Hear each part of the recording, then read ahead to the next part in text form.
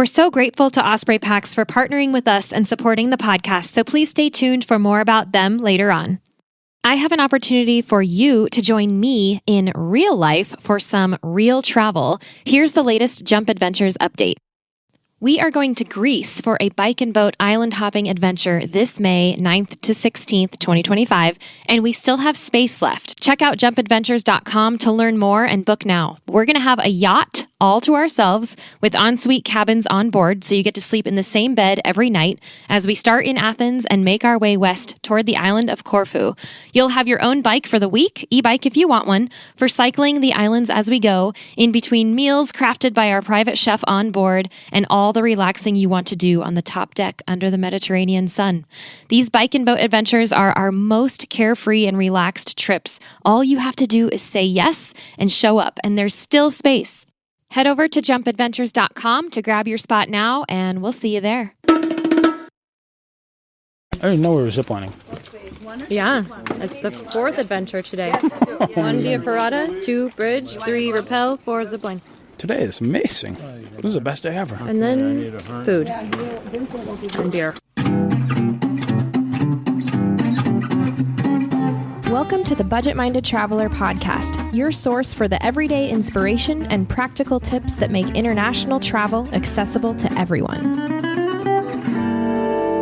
Hey guys, greetings from Montana. This is episode 72 of the Budget Minded Traveler podcast.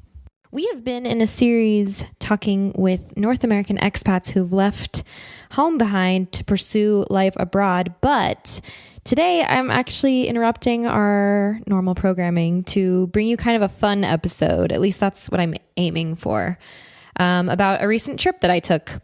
And I know I don't normally do episodes on my actual travels, so if you like this and you want to hear more like this, please reach out and tell me, let me know, and I'll do more episodes like this because I certainly have, several travel stories to tell if you like it. So I'm particularly inspired to do this episode because there's been an interesting theme in my travels lately, and that is one of facing my fears. And my two biggest phobias, well, really only I think phobias, are heights and water. And I've written a couple stories about swimming with sharks and getting flipped in a whitewater raft on travelingjackie.com in the last year, but only recently have I really been challenged with the heights issue. And I wanted to talk about it because it's been such an incredible tool in my personal growth, which I am apparently all about these days. Plus, it's kind of a fun story. So grab your coffee or a beer and settle in for some story time. Before we get started today, I want to take a moment to thank our sponsor for this episode, the amazing adventure destination of Saguenay-Lac-Saint-Jean in Quebec, Canada, where I just was for 10 days. They have so much to offer, from via ferratas to high ropes courses, zip lines, kayaking, and so much more. There are a ton of activities, and they're right in our backyard. So check them out by driving a car over the border or see what they have to offer at saguenay-lac-saint-jean.ca. That link is going to be on the show notes page as well. So for any of you who aren't aware, I have been nomadic for the last year, and I just spent the last 9 months on an extended trip outside the US, traveling around the world. And in the last couple months, I got to spend a few weeks exploring the Balkans, which are the group of countries that make up Southeastern Europe. I was specifically in Kosovo, Macedonia, and Bulgaria. And then I flew back across the pond and got to spend 10 days in the Canadian province of Quebec. And both of these experiences were a result of my participation in 2 conferences with the Adventure Travel Trade Association. So both included heavy adventure travel, which is what I really love to do, and which is also what I find to be thrillingly challenging at times. And one such challenge is that I was given not one, but 2 opportunities to try a via ferrata. The first one in Kosovo and the second one in Quebec. A via ferrata is a series of steel cables and footholds that are generally made out of some sort of rebar or other strong metal that are drilled directly into the side of rocks, usually on a cliff face of some sort. And they're found all over the world. They originated in the Dolomites of northern Italy, and they date back to World War I, actually, when the the Italian troops first constructed them to aid in their own movement of soldiers and equipment during World War I. And that created kind of a safe route for them to be able to move stuff. And they got abandoned over the years, but then the residents started taking care of them and eventually turned them into tourist attractions. So we have some that are almost a century old now, and others that have been, they're being built today all over the place for sport, essentially, in tourism, to basically give a taste to people who, well, even if they are climbers, but essentially it's to create protected climbing routes so that even people who aren't climbers or don't have any experience in it can get on a Via Ferrata and scale a cliff with a harness and attached to cables so that you're actually safe while you do it.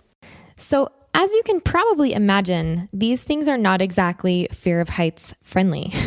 So I had a decision to make. I could easily have just turned it down and done something else, or I knew I could also put my strength and bravery to the test, which is sort of something that I'm addicted to these days. And even though the thought of doing it terrified me, and honestly, just sitting here now on solid ground with my microphone, it still kind of makes knots in my stomach just thinking about it. But at the same time, I just felt a pull in my gut to just try it.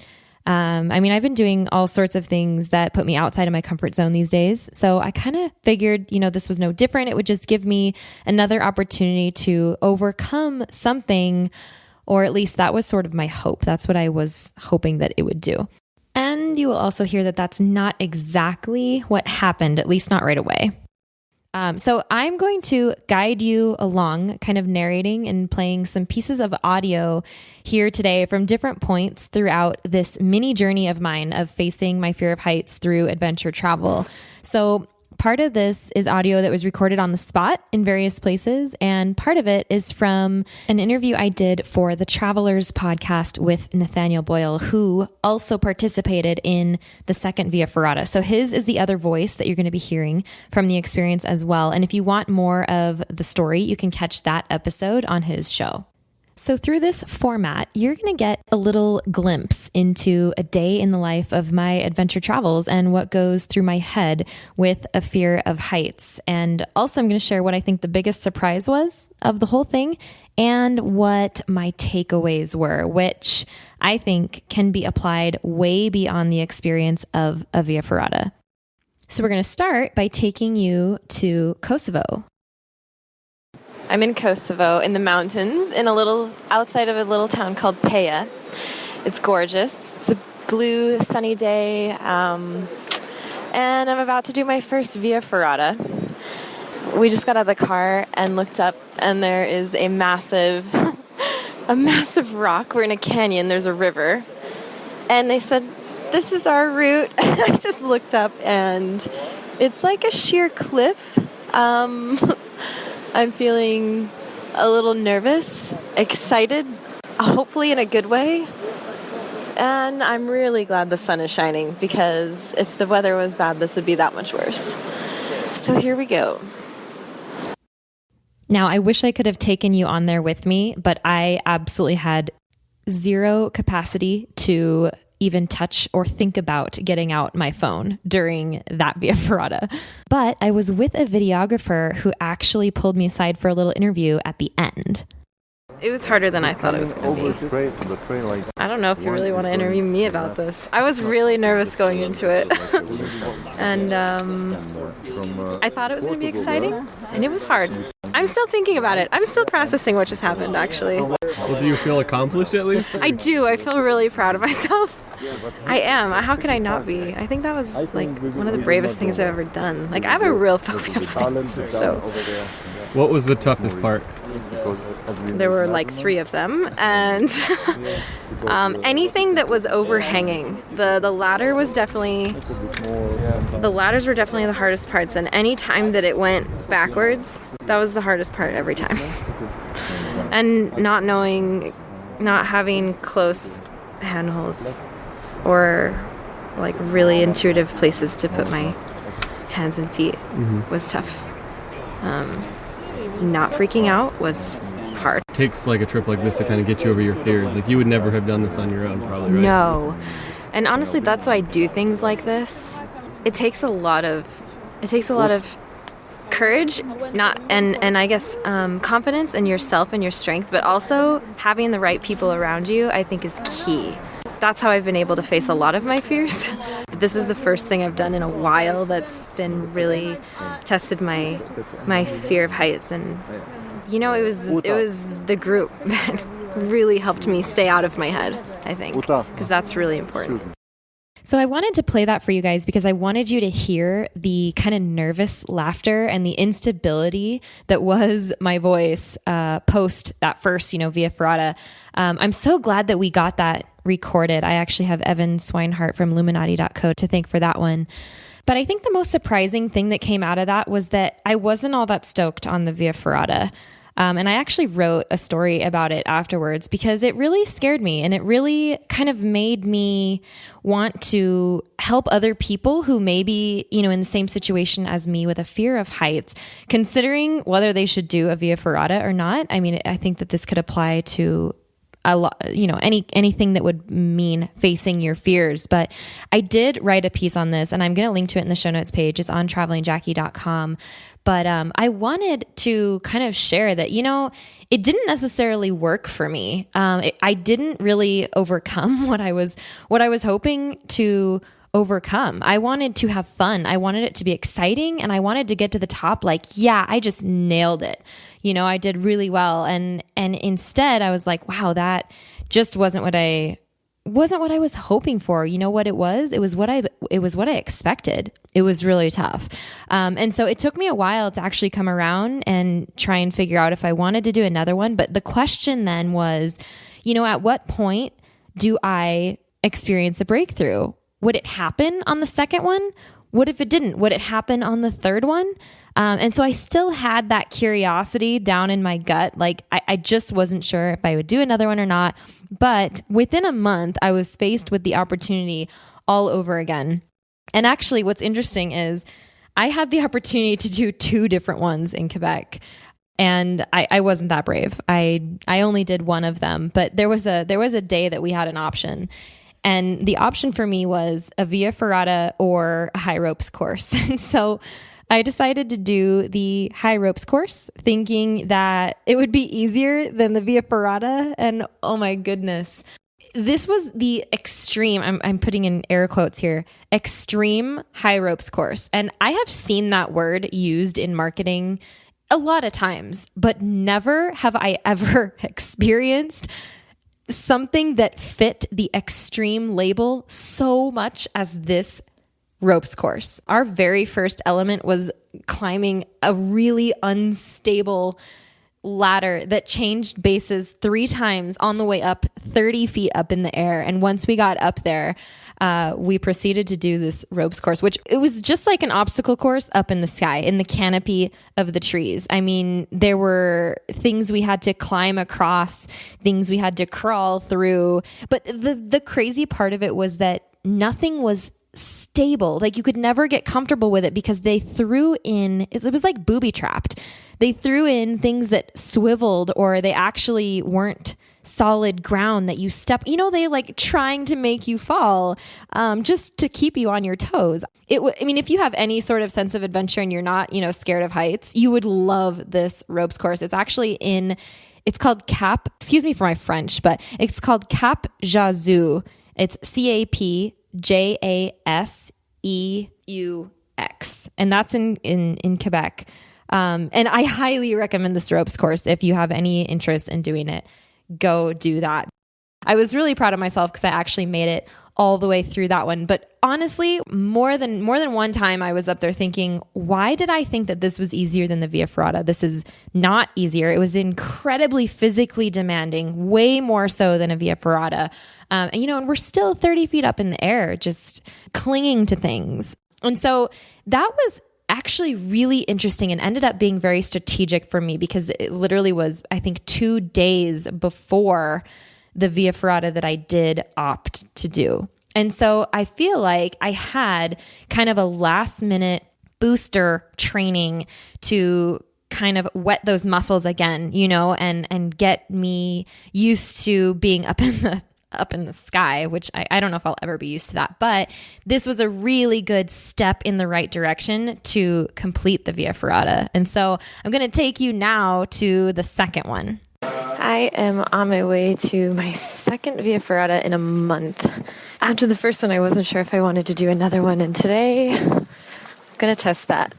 And I have no idea how this is going to go, but I don't think it'll be as hard as my first one, which is going to give me, hopefully, the courage to do this one. So here we go. And now for the good part. Did it. Completely different experience. Woo! Did it. High five. Love it. Why was that different? It actually wasn't as scary. It was a completely different course. And I have to remember that going forward, because all Via Ferratas are going to be different, and present their own challenges. This one had a lot more footholds, ledges to walk on. I don't even think we had one piece of rebar on this entire course. And the last time we were climbing up ladders of rebar. And it was much more vertical. Last time there were overhangs. I felt a lot more exposed. And while we're looking down into a canyon above a river, which is very similar to the last one, the other one was much more narrow. It was much more dramatic. So I'm really glad I did it. I actually had fun. I got to enjoy the view. That's huge. So, would you go back and would you do one of these again? Yes, I would. Maybe not. And that was a fast answer compared to last time. Yeah. So maybe not as tough as the last one, but Right. definitely like this. Yes. And someone did tell me on a scale of 1 to 10, he thought the last one was about a 5. And I think I would probably put this one at about, I don't know, like a maybe 2.5. It was just much easier. So I definitely need to be, I can stick to the easier, the less intense ones, but yeah, intermediate. Not so much advanced for me, but intermediate I think I could handle. I mean, it's skills, right? You build up your skills, you get better. But I think this is a cool lesson, because the idea is that you, for instance, a lot of people swear off skiing because they had a really bad experience. Maybe they found themselves on the wrong slope and it was too hard for them. And so they swear off ever getting back on skis. But maybe you maybe consider trying the thing that has already scared you again. Just find an easier way to reapproach it, because what you learn about yourself, well, let me ask you, what have you learned about yourself? Well, that's exactly the thing is, I even said after the last one, I wasn't sure if I was going to do another one, but at the same time, I knew that I wouldn't know how another one would have an effect on me until I tried it. And so I decided to do this knowing that they had said that it wasn't going to be so hard, so scary. And so that obviously helped my decision.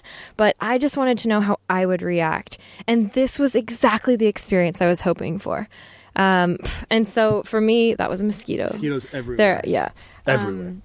For me, that was a complete success, confidence booster. I felt really good. And I think once I got over that initial fear hump in my head, I just kind of set it aside, and I was able to just say, I got this. This is a beautiful view. I think that that's normal for a Via Ferrata. I think that that's what normal people feel. Alongside a mountain. Yeah. We'll come right back to that. Let's take a moment now to thank our wonderful show sponsors. Osprey is the market leader in technical outdoor, travel, and everyday packs. And I've personally used Osprey packs since 2015. My favorites are the Fairview Trek 50 for multi-day hikes, the Cirrus 24 for day hikes, the Transporter Rolling Duffel 60, which is my trusty check luggage for faraway adventures, and of course, the countless packing cubes I use to organize everything that goes in them. We are proud to support each other on the podcast and beyond. We love getting outside, and we want to see more people outdoors. So find out more and join us at osprey.com. Yeah, this is gorgeous. I mean, we can see a snaking river. There's a mirror lake right there. And there's mountains that are just completely covered in one massive green pine forest. And there's sun shining and a blue sky, and the birds are singing. And it's a beautiful day, and I can actually enjoy this. Okay, so now we're back in the studio, and I want to ask you, Jackie, what were you hoping to find out for yourself? So I'm a big believer in travel as a mirror, this idea of reflection of the world. So, when you encounter a mountain before you, so too do you encounter a mountain within. When you climb a Via Ferrata out there, so too do you climb a Via Ferrata within. What were you hoping to, what were you hoping to find out about yourself by climbing this? What kind of breakthrough were you really aspiring to discover? I think that a lot of people are going to be able to relate to this, but I felt a little defeated from the first one. And I'm competitive by nature, especially with myself. I'm always pushing myself to do better. And I didn't like that this Via Ferrata had gotten me down.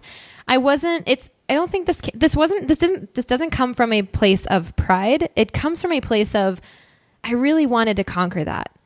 For my own courage, for my own confidence, and I've been doing so well with facing my fears lately. I wanted to say, okay, I can actually enjoy a Via Ferrata. I wanted to enjoy it. And so that's what I was hoping to do, was kind of not be so defeated by it. Is it competitiveness, or is it the feeling that you get from acknowledging your courageousness? Because there was a moment in the audio at the very beginning of this in which you sounded proud, even though you'd just been through this traumatic experience. There was, like you said, I think that was one of the bravest things I've ever done. Mm-hmm. And to be able to say that about yourself, even though you don't want to repeat it, is there something about that, or is it as simple as just trying to get better? Actually, I don't think it has to do with that, because no matter what, when I look back at that first Via Ferrata, that was, hard for me. And I totally believe that my courage is what got me through that. I mean, I don't think that actually has to do with it. I think it was really just the excitement that I was missing. I wanted to enjoy it. Everyone else was laughing and chatting and enjoying the view, and I wasn't. And I wanted to change that part of it. I still did it. So that's a sense of pride and accomplishment right there. And I could go for that again. But I wanted to actually enjoy it. I didn't want to suffer through it. That's what I wanted to change. And you did. I did. How did that feel? That felt amazing. Okay, so first of all, it has to be said that this Via Ferrata really was easier than the first one. I mean, I can say this about my experience on there, is that I felt that was my first Via Ferrata. Your second one, which was the easier one for you, was my first. And I felt physically unchallenged by it. I mean, I thought it was mentally, there's one thing, right? The idea of being on the side of a cliff. But for the most part, the exposure wasn't as intense as you had described it to be in Kosovo. It was a much more approachable one. And I think that was maybe the biggest point to be taken from this, is that they're not all built the same, right? Well, yeah. And it wasn't the physical aspect in Kosovo either that got me, though. Remember that. I mean, yeah, you have to be fit to do a Via Ferrata because you're climbing and stretching and reaching and, putting your feet in strange places and having to pull yourself up step after step after step. But I felt confident in that. What you just said about the mental piece, though, that's what mattered. I didn't get into that at all on the second Via Ferrata. That's like where I was dwelling on the first one, was in my mental space, because it was affecting because of what was around me was affecting so much of where I was. Just so mentally. you really learned your limit. Yeah, it's a 5 on the Via Ferrata scale. I like that, though. I mean, it's true, though. I mean, this is kind of the point, is that there is a limitation for your fear of heights and how far you can push that before it becomes less of a challenge and more of a trauma. Yeah. All right. So we've got kind of a kicker here. What you just heard was a discussion about a breakthrough that I had after having completed successfully and joyfully a second Via Ferrata. But what I did not know was ahead of me at that time were 2 more challenges. One, a suspension bridge, and the other a cliff rappel, both of which were over 200 feet high. So we just completed a 230-foot rappel. It's the longest one in Canada, the longest one that's open to the public. Yeah, that's right. Right after walking across a suspension bridge that was 60 meters high, which is only 10 meters less than 230 feet. You do the math. 30 feet less, so 200 feet off the ground. Oh my gosh. This was easily the most frightening part of the entire Via Ferrata, or at least mountain experience that we just had, because it was, I mean, even though we were clipped in and the risk of falling was virtually zero, the heights were scariest easily at this point. Yeah, and the exposure. The exposure is definitely the word. And that was surprising because I thought my challenge today was going to be the Via Ferrata. And made it through that. Awesome. And then hit the bridge, which was... It was also 30 meters long. So what's that in feet? 30 meters. Feet? Yeah. So about 90 feet long. It took a couple of minutes to cross. Oof. The rappel, I think, is what really got me, though. And I think the only thing that got me over... I actually had to get off the line once, which was really defeating to my confidence. I was going to go, and then I had to let other people go. But I think what really helped me get through was to actually get back on the solid ground and simulate what I would be doing on the rappel on the regular cable, like on solid ground, instead of having to try it for the first time 900 feet in the air. Right, because they just send you over. So like when I went over, just maybe a couple of people before you, I was just all of a sudden holding myself on the rope and feeling it as I went. So sort of learned by doing, without any theory, without any real lesson, ahead of going down 230-foot drop. But you got the hang of it, maybe the touch for it before going over the edge. Yeah, and I tried doing what you did, and I couldn't do it. This is where I get stuck. I start to doubt, and I get tears in my eyes, tears of fear, and I can't do it, and I'm just looking for a way out. And then, luckily, one of the guys helped me kind of do a play-by-play, and he sat with me, and he said, "This is what it's going to feel like, and this is how it works with your legs," and creating a tripod on the rock, and then I got on, and I got over the first part, which is always the hardest, no matter what. Yeah. It's always the beginning is always the hardest of any of these obstacles that I face. It's always that first step. And then, it took a while to get down, and my hands were cramped in a death grip by the time I got down, but I made it. It was good. It was great. I have pictures to prove it. Yeah, I know. Photographer went down right beside you the whole time. That's awesome. So hopefully be able to check those out. Nice. Did it. Via Ferrata's done. Woo! High five. Awesome work.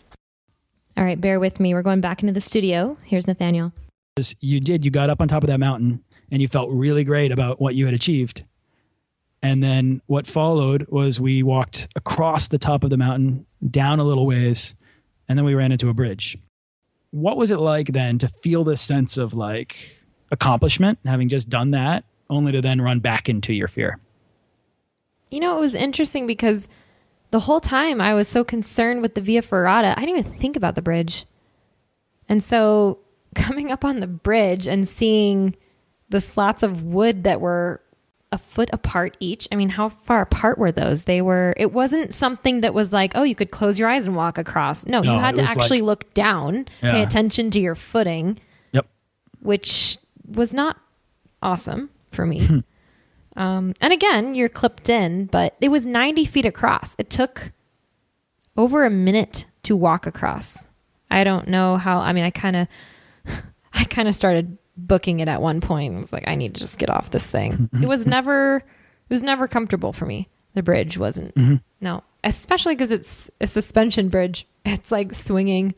I wasn't on it by myself. That's not good. No, that was the time. And that's exactly what I was about to say, is that throughout the whole Via Ferrata, you were even telling me hey, put your foot over here and, pull yourself up over here. And I was like, oh yeah, that's totally the route, and for somebody that was going into this being I think this is going to scare me, be prepared to see me pretty freaked out. You were pretty confident on there, even shining a flashlight ahead for other people. But then we got to that bridge, and at that point, and then the rappel, I think at that point, it was really about the voices of support that were around you at that time. At that point, it was you sort of locked down, and we really had to sort of talk you through each individual step across that bridge. I was looking for the escape route. Actually, I went down by myself. I was able to do it, so it was good.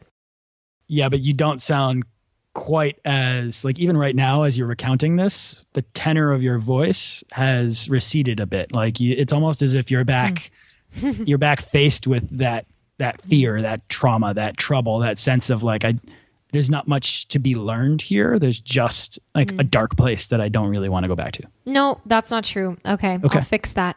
Great. The problem really was on the rappel, and you can imagine this at the very top, you have to somehow get into it. And that was the entire problem with the rappel for me, was the first step. And I think that this can also be applied to a lot of things in life. Is sometimes getting into it is the hardest step. Getting started is the hardest part. Yeah. And then once you're in, you can learn what it feels like. You can learn to be comfortable, and you can gain some momentum to get yourself through it. And luckily on a rappel, you don't have to look down. And so just getting into it, where I had to get over literally the hump of the logs that we had to stand on and sit back into my gear, which was not what I wanted to do. Practicing that up top first on solid ground really helped me.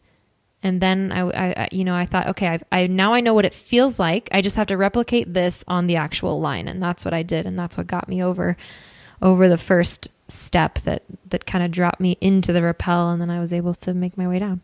It's scary. It was really scary. I mean, even I was pretty intimidated going down. You're holding yourself and you're controlling your speed. And even though you could be essentially stopped by the guide at the bottom through a series of ropes, you don't want to have to freak out, slip, and have that sensation of falling, especially not there.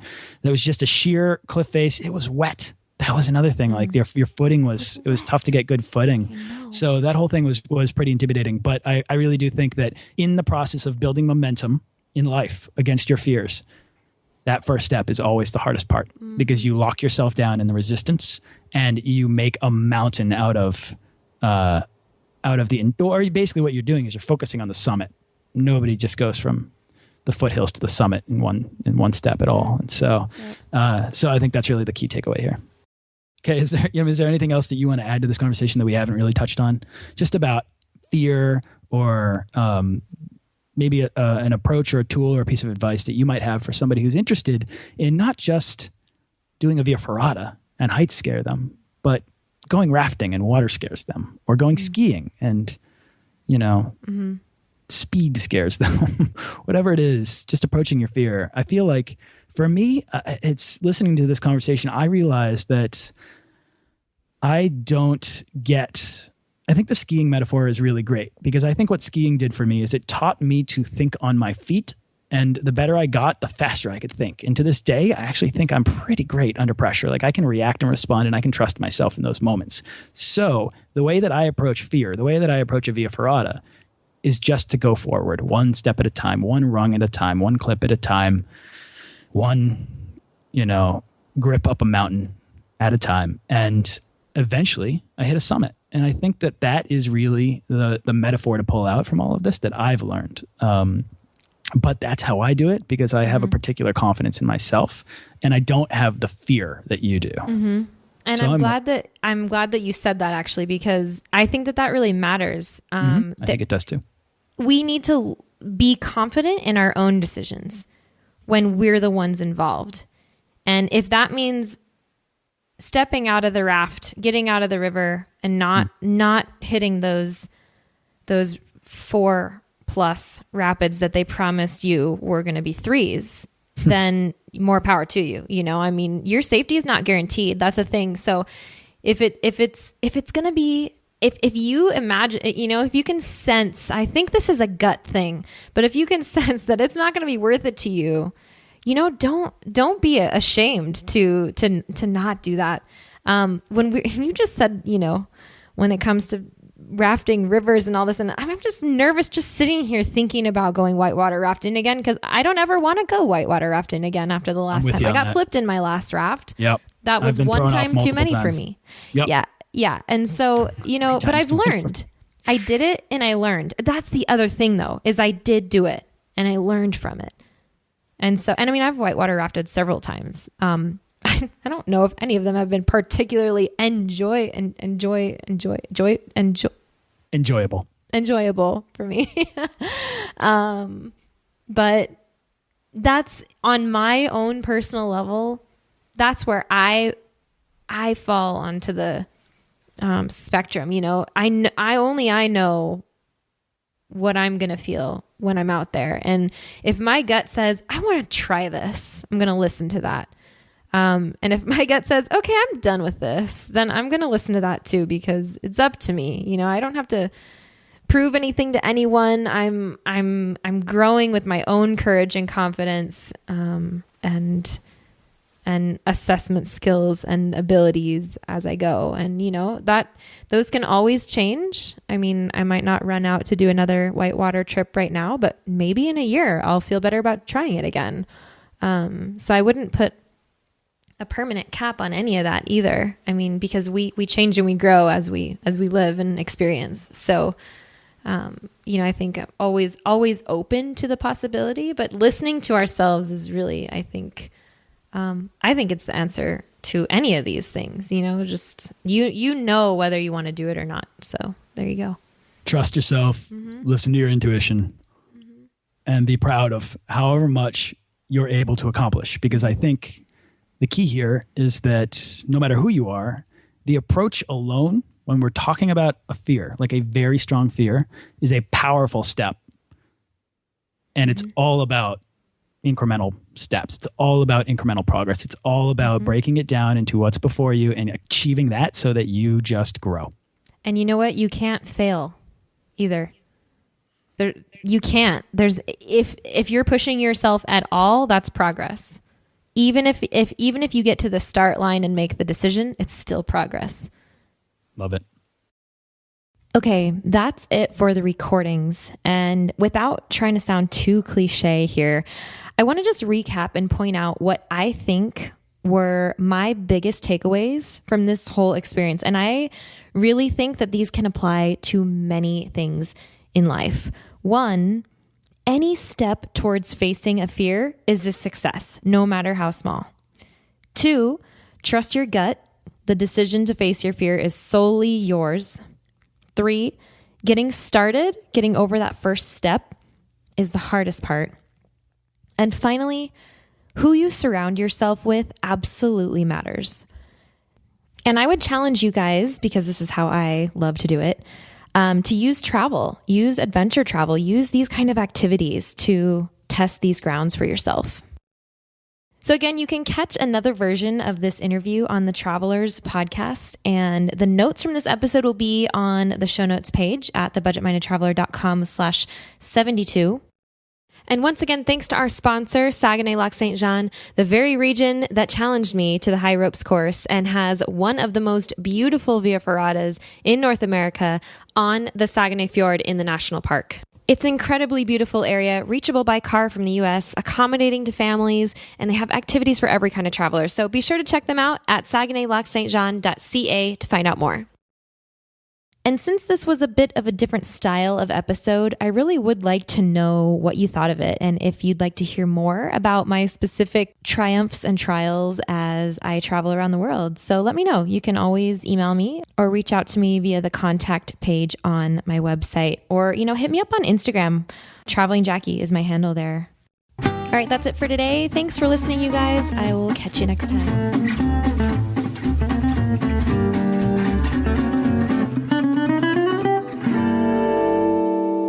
Continue for the next step is the bridge over the valley. The bridge of death. 200 meters. Deep drop. Spectacular. I love how you say Amazing. Did you build the bridge? Yes. With How many people helped you? with That's amazing. Bow and arrow. Really? to put the rope, a small cordelette, Yeah. and from the little cordelette, you pull back a rope and then pull back the cable. Yeah. Oh, for real? Yeah. Wow. I know. I was joking. I did too. Wow. Yeah. Wait, what?